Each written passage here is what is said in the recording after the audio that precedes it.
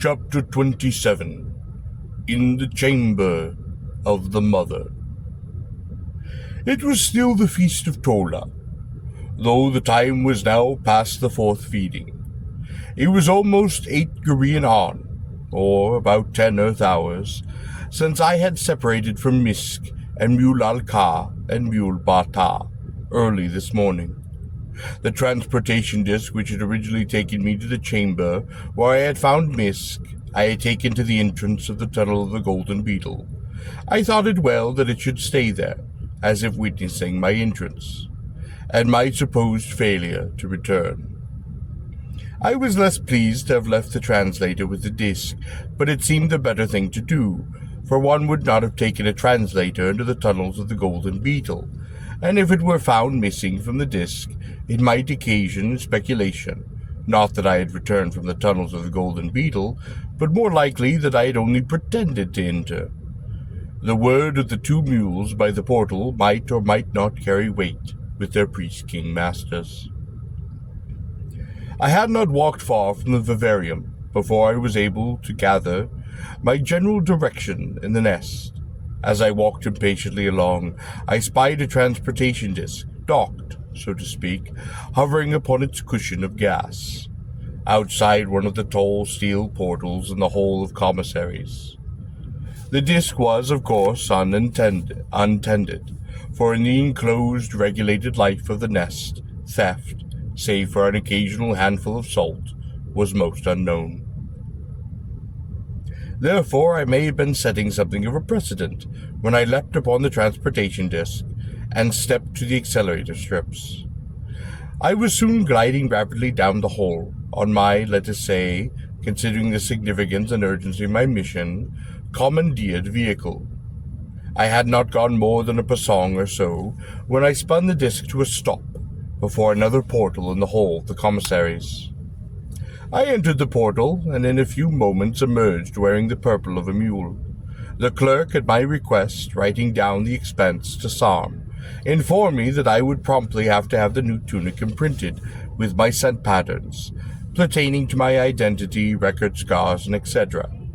I assured him I would give the matter serious consideration and departed, hearing him congratulate me on my good fortune in having been permitted to become a mule rather than having to remain a lowly mattock. You will now be of the nest, as well as in it, he beamed. Outside, I thrust the red plastic garment I had worn into the first disposal chute I found, whence it would be whisked away pneumatically to the distant incinerators that burned somewhere below the nest. I then leaped again on the transportation disc and swept away. Off to Misk's compartment, where I took a few minutes to replenish my energies from the containers of mule fungus, and took a long, welcome draught of water from the inverted jug in my case.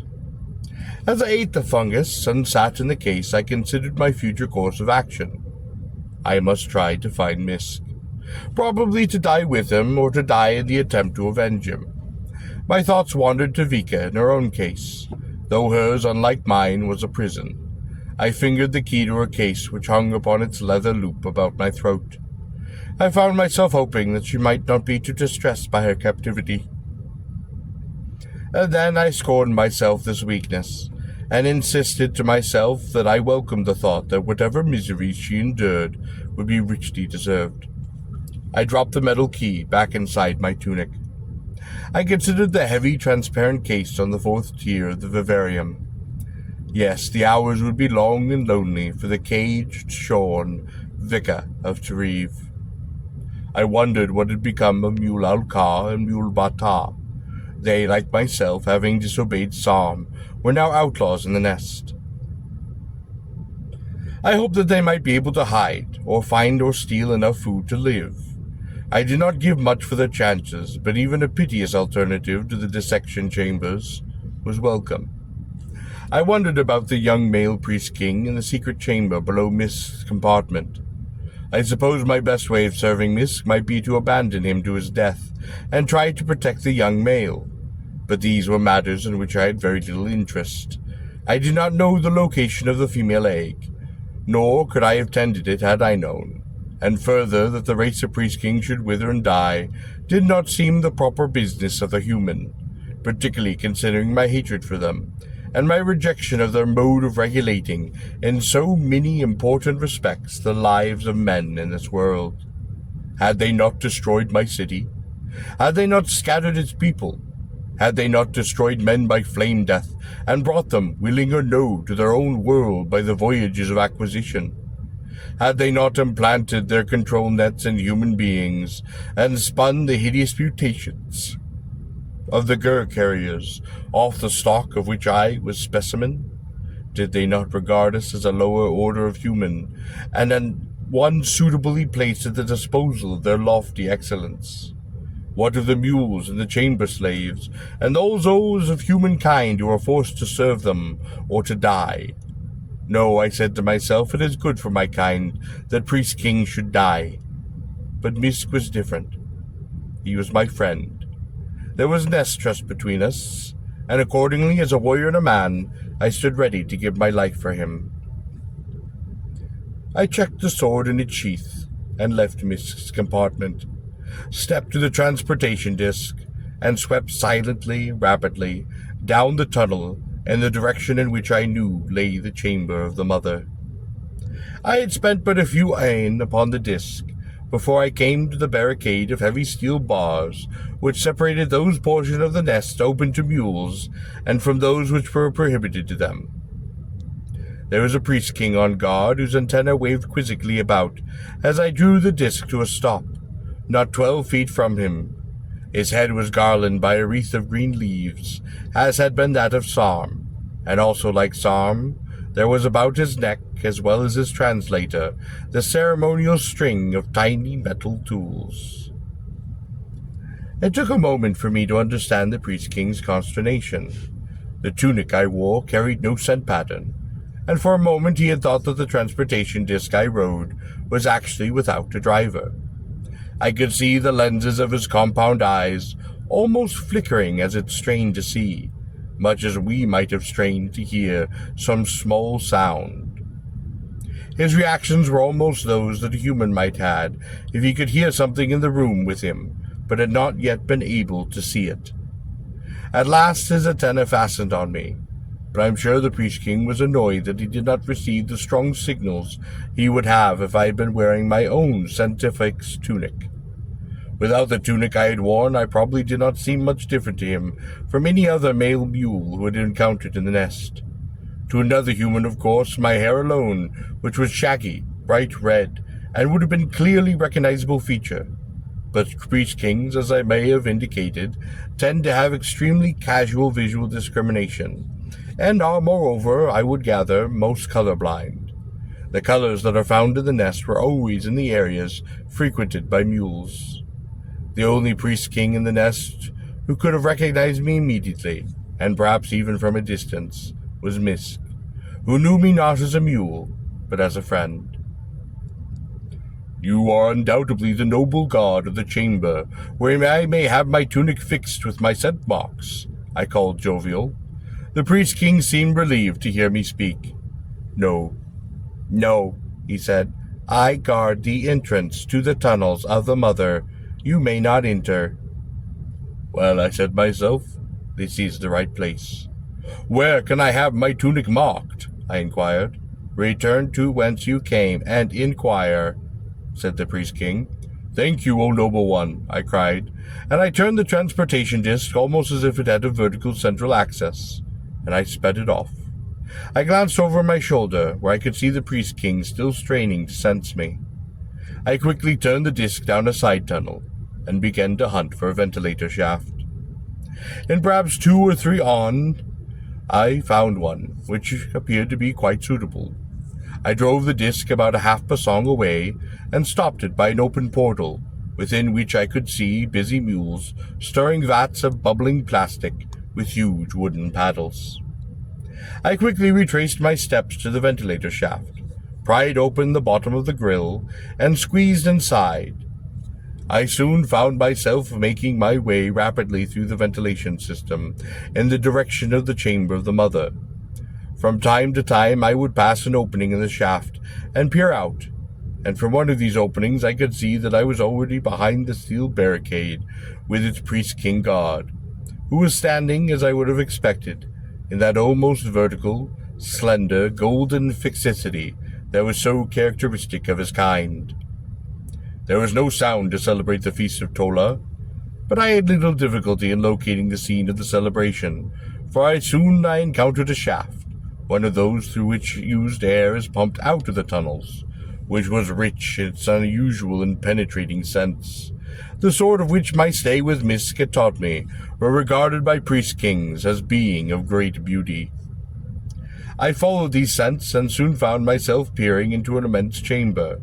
Its ceiling was only perhaps 100 feet high, but its length and width were considered, and it was filled with golden priest-kings, garlanded in their green, and wearing about their necks the shining, jangling circle of tiny silverish tools.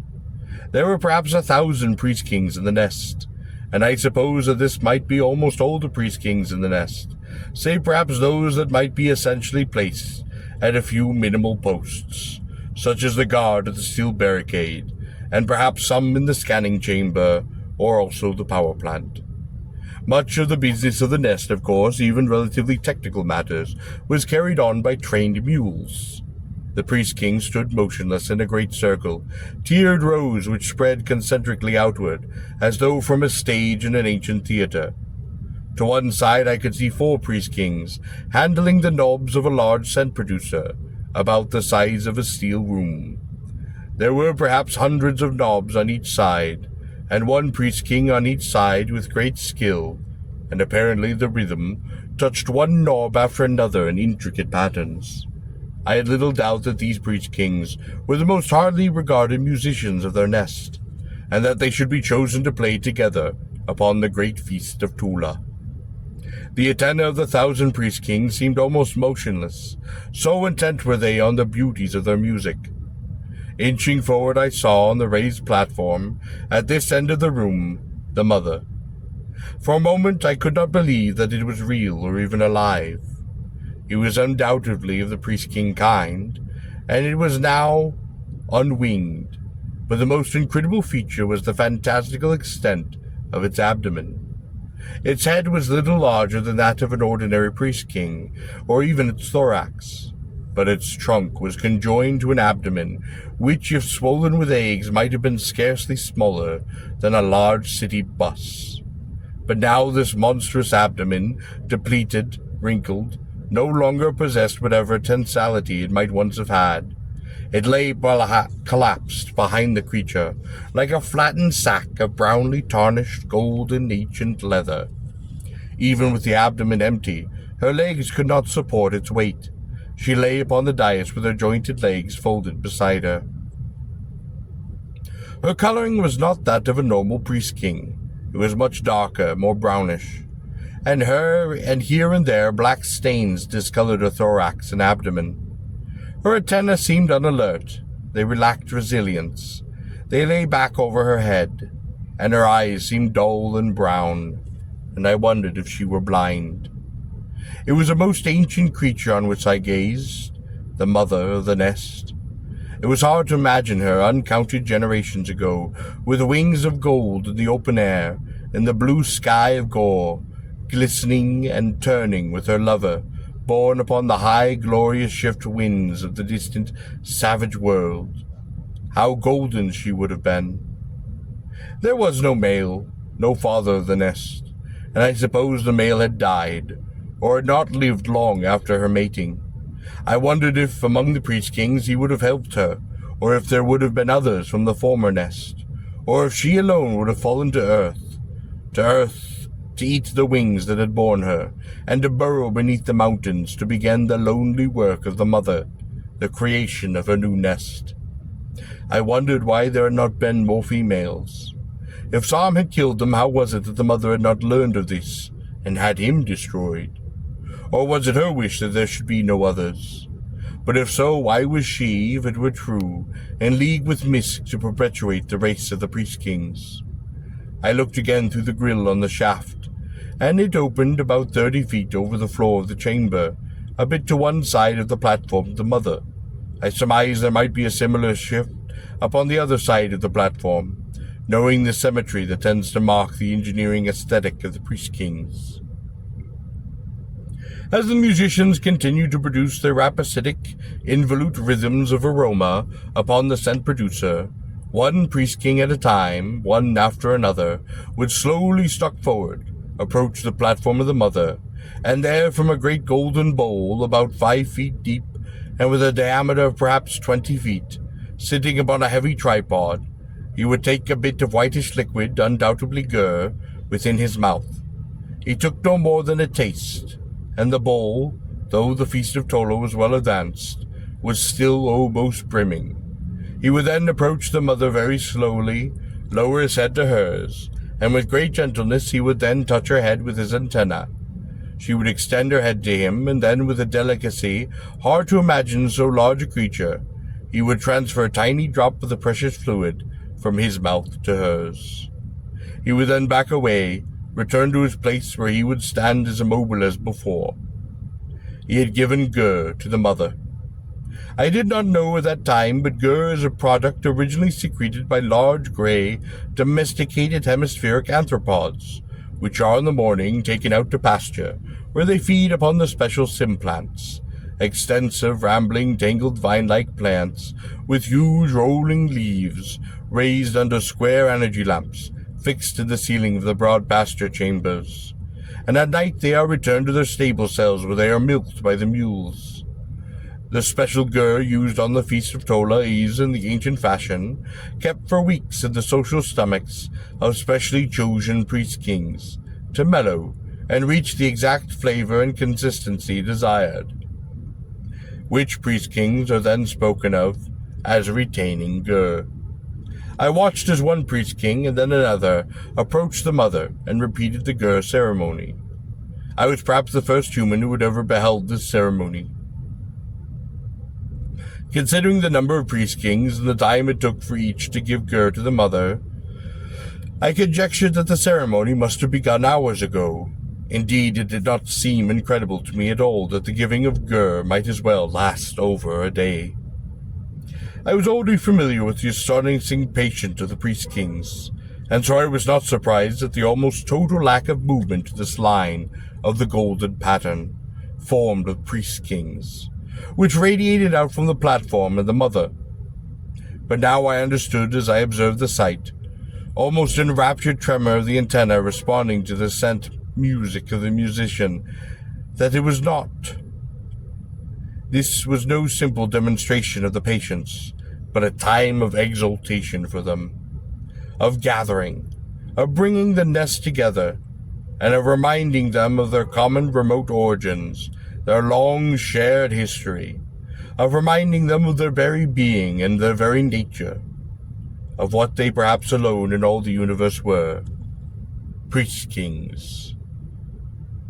I looked at the golden rows of priest kings, alert, immobile, their heads wreathed in green leaves, and about their necks dangling the tiny primitive silverish tools, telling of a distant, simpler time, before the scanning chamber, the power plant, or the flame death.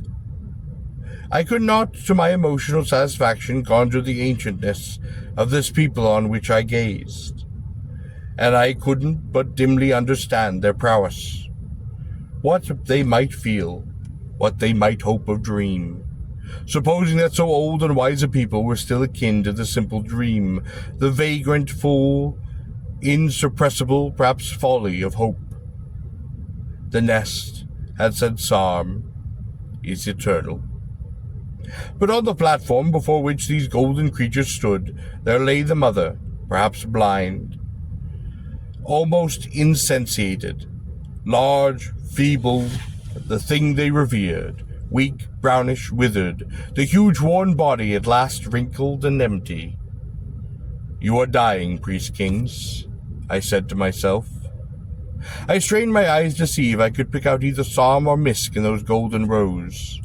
I had watched for perhaps an hour, and then it seemed that the ceremony might be over, for some minutes passed, and no further priest king approached the mother. Almost at the same time I saw psalm and misk together. The rows of the priest kings separated, forming an aisle down the middle of the chamber, The priest-kings now stood facing this aisle, and down the aisle together came Psalm and Misk. I gathered that perhaps this was the culmination of the Feast of Tula, the giving of Gor by the greatest of the priest-kings, the first 5 born. Save that of the number, there were only 2 left, the firstborn and the 5th, Psalm and Misk. As it turned out later, I was correct in the surmise, and the moments of the ceremony is known as the March of the first 5 born, in which these 5 march abreast to the mother, giving her Gor in inverse order of their priority.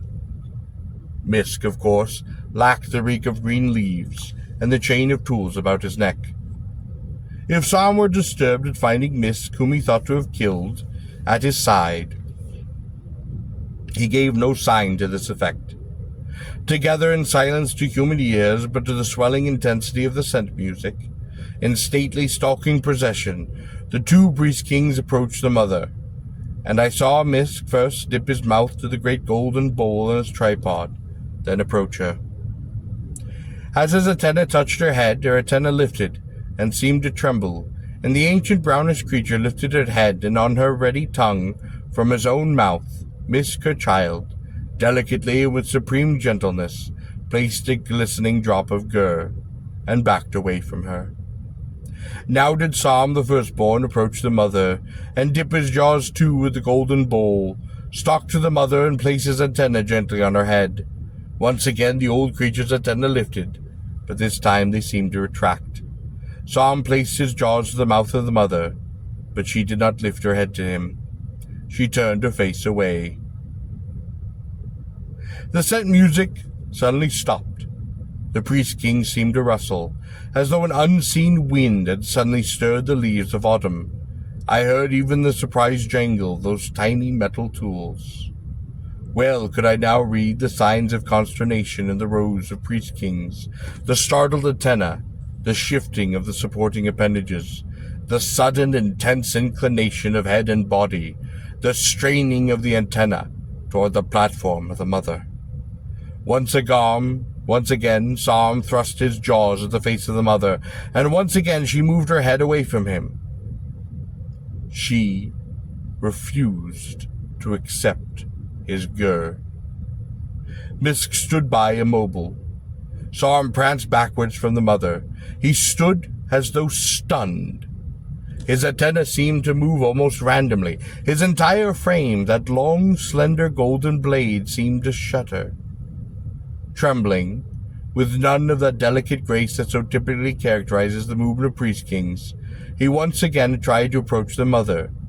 His movements were awkward, uncertain, clumsy, and halting. This time, even before he was near, she again turned aside that ancient brownish discolored head. Once again, Psalm retreated. There was now no movement among the rows of the priest-kings.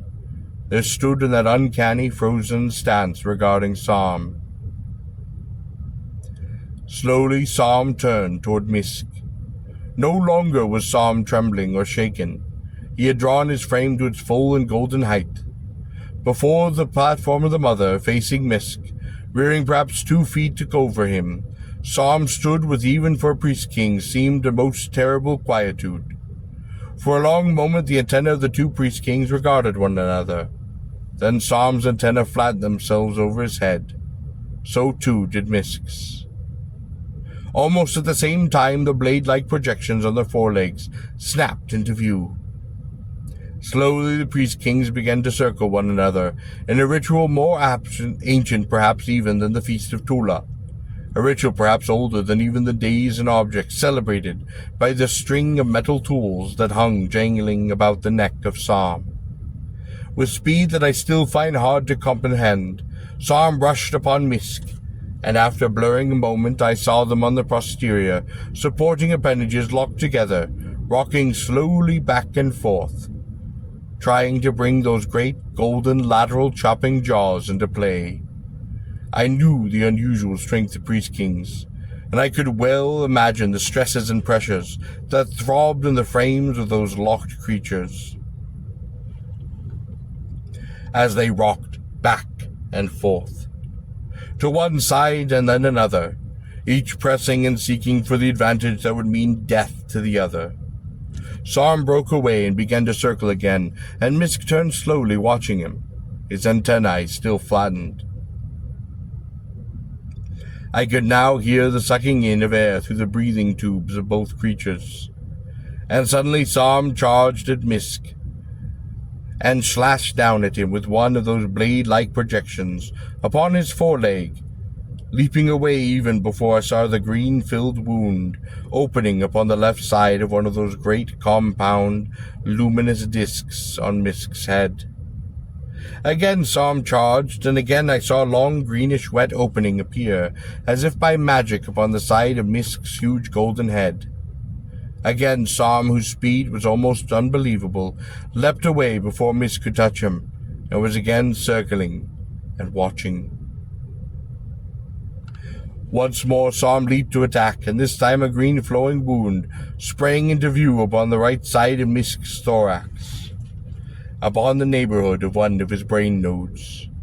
I wondered how long it would take to kill a priest king. Misk seemed stunned and slow. His head drooped, and the antennae seemed to flutter, exposing themselves. I noted that already the green exudate which flowed from Misk's wound was turning into a green frozen sludge upon his body, staunching the flow from his wounds. The thought crossed my mind that Misk, in spite of his apparently broken and helpless condition, had actually lost very little body fluid. I told myself that perhaps the stroke in the vicinity of the brain nodes had been his undoing. Cautiously, Sarm watched Misk's fluttering, piteous, exposed antennae. Then slowly one of Misk's legs seemed to give away beneath him, and he tilted crazily to one side. In the frenzy of the battle, I had apparently failed to note the injury to his leg. Perhaps, too, even had Sarm. I wondered if Sarm, considering Misk's desperate condition and plight, would offer quarter. Once again, Sarm leapt in, his blade projection lifted to strike. This time Misk suddenly straightened himself, promptly on the leg which had seemed to fall him. He whipped his antenna back behind his head, an instant before the stroke of Sarm's blade, and when Sarm struck, he found his appendage gripped in the hook-like projections on the edge of Misk's foreleg. Sarm seemed to tremble. He struck with his other foreleg, but this one too Misk seized with his other foreleg, and once again they stood rocking upon their posterior appendages. For Misk, having learned their strengths in the first grappling, and lacking of the swiftness of Sarm, had decided to close with his antagonists. Their jaws locked together, great heads twisting. Then, with a force that might have been that of clashing golden glaciers, Misk's jaws tightened and turned, and suddenly Sarm was thrown to his back behind him, and in that instant Sarm struck the floor. Misk's jaws had slipped their grip to the thick tube about which hung the string of Tola's silverish tools, that tube that separated the head from the thorax of Sarm. What on a human would have been the throat. Misk's jaws began to close, and that instant I saw the blade-like projections disappear from the tips of Sarm's foreleg. He folded his forelegs against his body, and ceased his resistance, even lifting his head in order to further expose the crucial tube that linked his thorax with his head. Misk's jaws no longer closed. He stood as if undecided. Sarm was his to kill. Though the translator, which still hung about Sarm's neck, with the string of silverish tools, was not turned on, I would not have needed it to interpret the desperate odor signals emitted by the firstborn. It was indeed, though shorter and more intense, the first order signal that had ever been addressed to me. Only then it had come from Misk's translator, in the chamber of Vika. Had the translator been turned on, I would have heard, "Lo, Sadar, I am a priest king." Misk removed his jaws from the throat of Sarm. He stepped back. He could not slay a priest king. Misk slowly turned away from Psalm and with slow, delicate steps approached the mother, before whom he stood. Great chunks of greenish coagulation, body fluid marking the wounds on his body. If he spoke to her or she to him, I did not detect those signals. Perhaps they merely regarded one another. My interest was more with Psalm, whom I saw lift himself with delicate menace to his 4 posterior appendages. Then, to my great horror, I saw him remove the translator upon his chain from his throat, and wielding it like a mace and chain, he rushed upon Misk and struck him viciously from behind. Misk's legs slowly bent beneath him. His body lay upon the floor of the chamber. Whether he was dead or stunned, I could not tell. Psalm had drawn himself up again to his full height, and like a golden blade he stood behind Misk and before the mother. He looped the translator again about his throat, and I sensed a signal from the mother. The first I had sensed. It was scarcely detectable. It was no. But Psalm looked about himself to the golden rows of immobile priest-kings who watched him. Then, satisfied, he opened those great laterally moving jaws and advanced slowly upon Misk. At that instant I kicked loose the grill upon the ventilator shaft, and uttering the war cry of Korobah, I sprang to the platform of the mother, and in another instant had leapt between Psalm and Misk. My sword was drawn. "Hold, priest-king!" I cried. Never before had a human set foot in this chamber. I knew not if I had committed sacrilege. I did not care. My friend was in danger. Horror coursed through the ranks of the assembled priest-kings. Their antennae waved wildly. Their golden frames shook with rage. Hundreds of them must have simultaneously turned on their translators, for I heard almost immediately from everywhere before me the contrastingly calm translation of their threats and protests. Among the words I heard were, "He must die," "Kill him," "Death to the mule." I almost had to smile in spite of myself, for the unmoved, unemotional emissions of the translators seemed so much at odds with the visible agitation of the priest-kings and the dire import of their messages. But then, from the mother herself, behind me, I sensed once again the transmission of negation. I heard, on the thousands of translators that faced me, the single expression, "No." It was not their message, but that of she who lay brown and wrinkled behind me. No. The rows of priest-kings seemed to rustle in confusion, anguish, but in a moment, incredibly enough, they were as mobile as ever, standing as if statues of golden stone regarding me. Only from Psalm's translator came a message. "It will die." "No," said the mother, her message being caught and transmitted by Psalm's own translator. "Yes," said Psalm, "it will die." "No," said the mother, the message coming again from Psalm's translation. "I am the firstborn," said Psalm. "I am the mother," said she who lay behind me. "I do what I wish," said Psalm. He looked around at him at the rows of silent and mobile priest-kings, and found none to challenge him. Now the mother herself was silent. "I do what I wish," came again from Psalm's translator. His antenna peered down at me as though trying to recognize me. They examined my tunic, but he found no scent tokens. "Use your eyes," I said to him. The golden discs on his great globular head seemed to flicker. They fastened themselves upon me. "Who are you?" he asked. "I am Tarl Cabot of Korobah," I said. Psalm's blade-like projection snapped viciously into view and remained exposed. I had seen Psalm in action. I knew his speed was incredible. I hoped I would be able to see his attack. I told myself it would probably come from the head or the throat. if only because these were, from his height, easier to reach, and would more easily kill me quickly, and with little difficulty. For he would surely regard his main business as the slaying of Misk, who still lay either dead or unconscious behind me.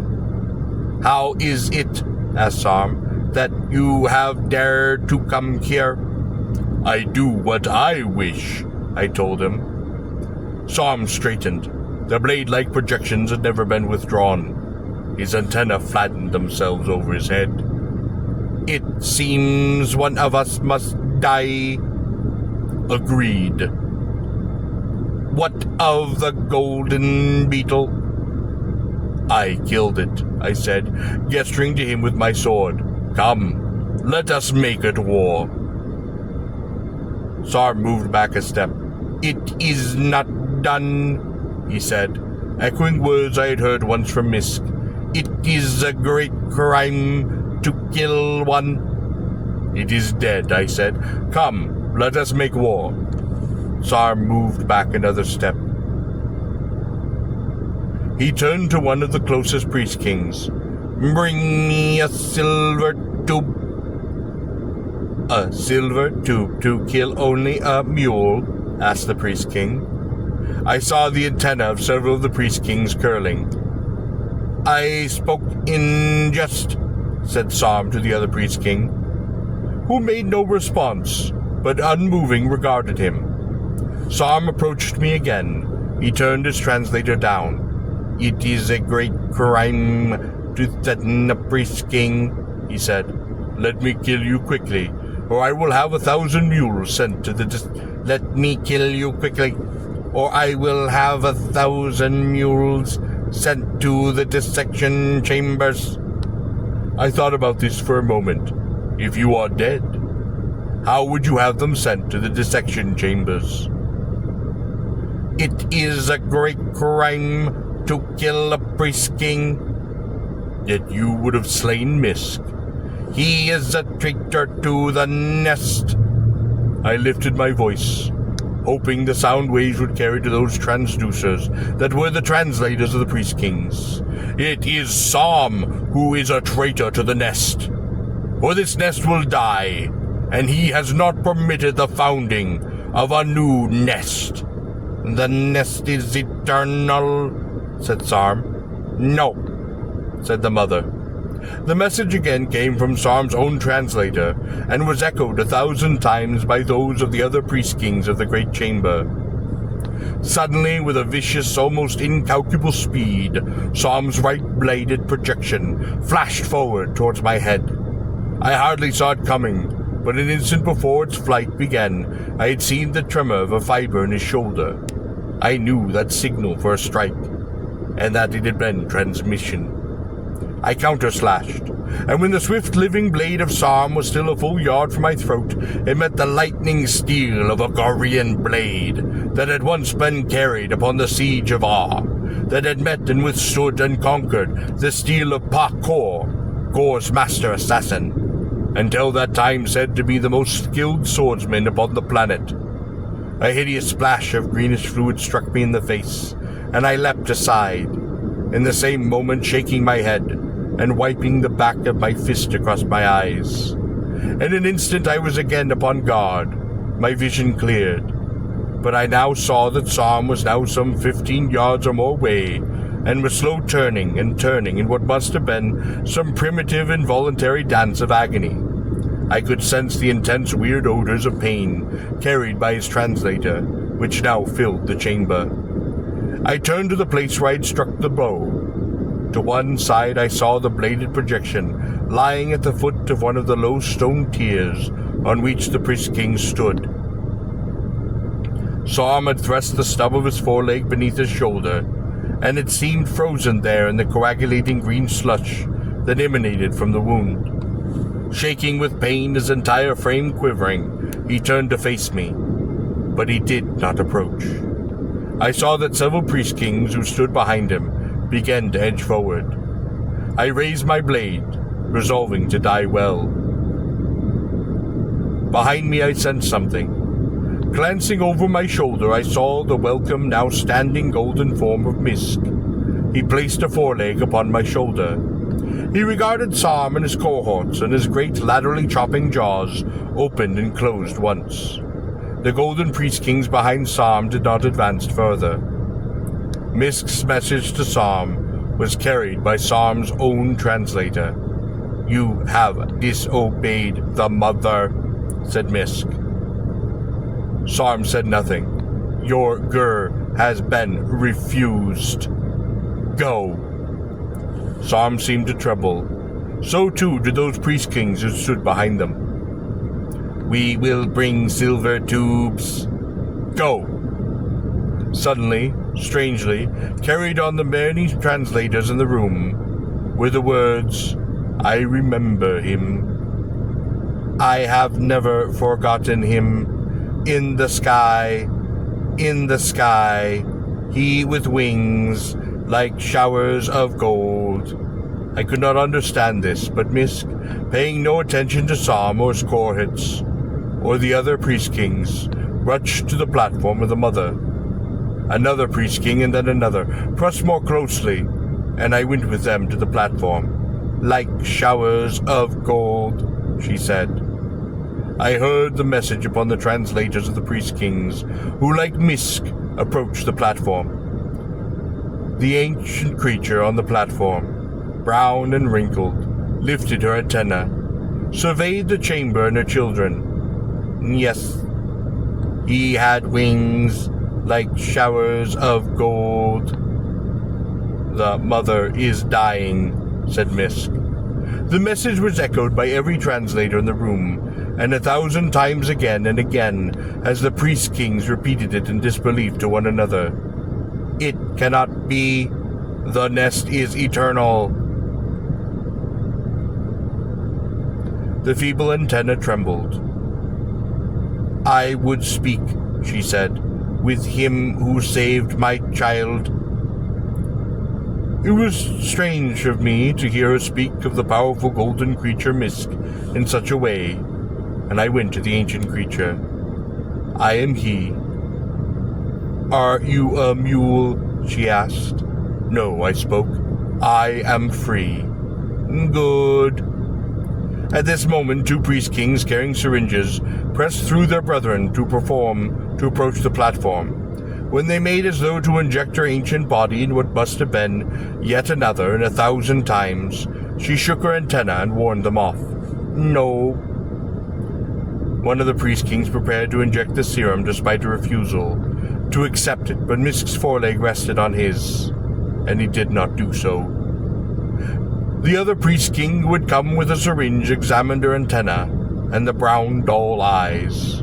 He motioned his companion away. "It would make a difference of only a few N," he said. Behind me I heard one of the priest-kings repeat over and over, "The nest is eternal. The nest is eternal.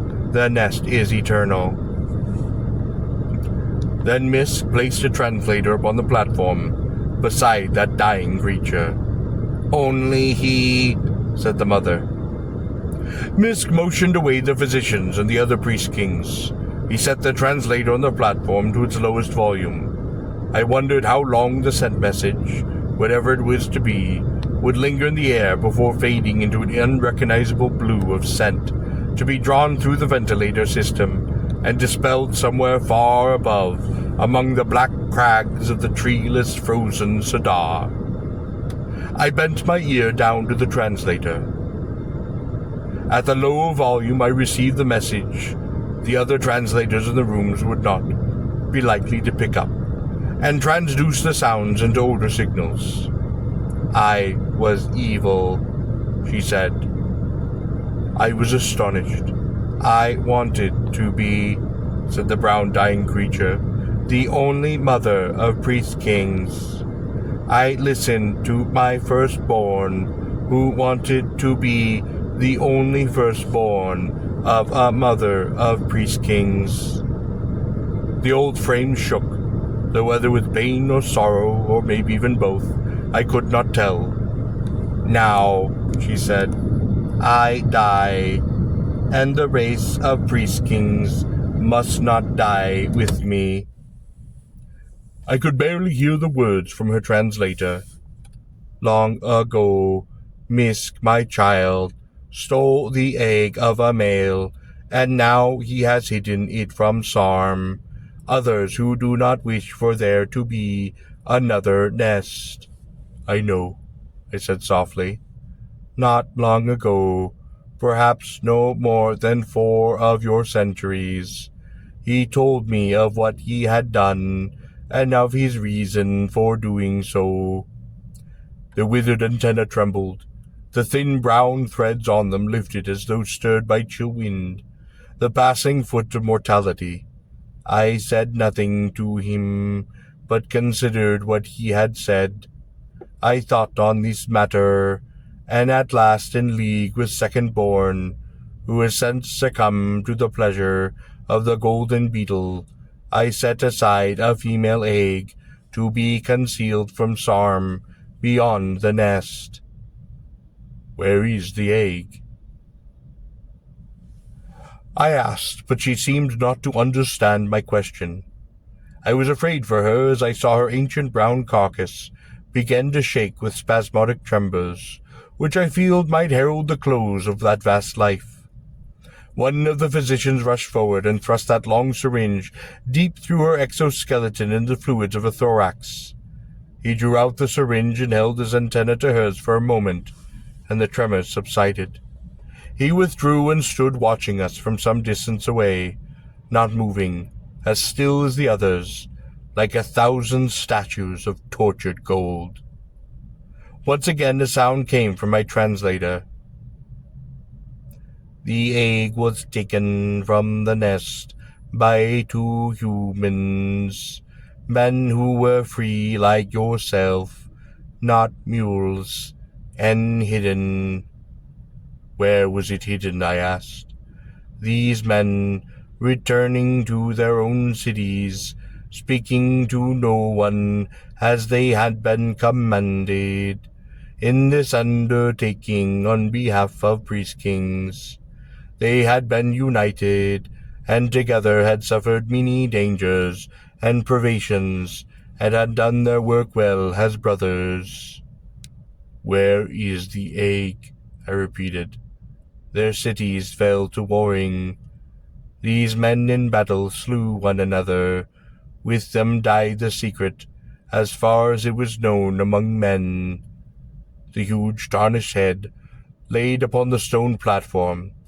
It tried to lift itself, but could not. Strange is your king, half laurel, half priest-king. No, I said, half laurel, half man. She said nothing for a time. Then once again the voice of the translator was heard. You are Tarl Cabot of Koroba. Yes, I said. I like you, she said. I knew not how to respond to this, so I said nothing. The old antennae stretched forward, inching themselves toward me. I took them gently in my hands and held them. Give me Gur, she said. Amazed, I stepped away from her. I went to the great golden bowl and its every tripod. I took a few heavy drops of the fair precious liquid in the palm of my hand, and I returned to her. She tried to lift her head, but still could not do so. Her great jaws moved slowly apart. I saw the long, soft tongue that lay behind them. You wish to know of the egg? If you wish to tell me, I said. Would you destroy it? I don't know. Gently I placed my hand between those huge ancient jaws, and with my palm I touched her tongue, that she might taste what adhered to it. Go to the wagon peoples, Tarl of Koroba. Go to the wagon peoples. But where is it? I asked. Before my horrified eyes, the carcass of that ancient being began to shiver and tremble. I stood back as she struggled to my amazement, and stood upon her feet. She reared herself to the height of a priest-king. Her antennae extended to their very lengths, as though grasping, clutching, trying to sense at something, though what she sought I did not know. In her sudden fantastic strength, the gasp of her delirium and power, she seemed suddenly the mother of a great race, beautiful, very strong and splendid. And from 1,000 translators rang the message she cried out over those golden heads to the blank stone ceiling, the walls of her chamber. I shall never forget it, as it was in all the sorrow and the joy of her trembling, dying magnificence. And all I could read in the attitude of her body, the alertness of her forelegs, the sudden sensing antenna, even in those dull brown discs which had once been eyes, and now seemed to be for that one last moment luminous again. The voice of the translators was simple, quiet, mechanical. The message was given to my ears, as would have been any message. It said, "I see him. I see him. And his wings are like showers of gold." Slowly the great form sank to the platform. The body no longer trembled. The antenna lay limp upon the stone. Mist approached her and touched her gently with his antenna. He turned to the other priest kings. "The mother is dead,"